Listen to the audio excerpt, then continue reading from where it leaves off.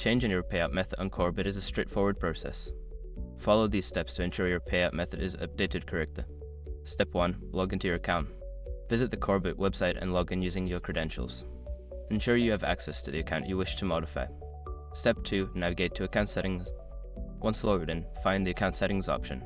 This is usually located in the Profile menu, often represented by your account name or an icon. Step 3. Select Payout Methods. In the Account Settings menu, look for the section labeled Payout Methods or Withdrawal Options. Click on the section to view your current payout methods.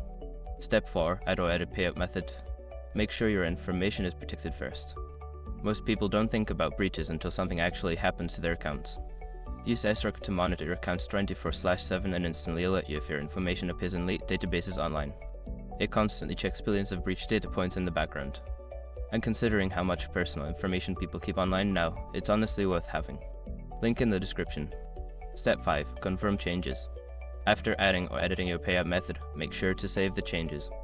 You may need to verify your identity or confirm the changes through an email or SMS verification. Once you have completed these steps, your payout method on Korbit will be updated. Always ensure that your payment information is accurate to avoid any issues with withdrawals.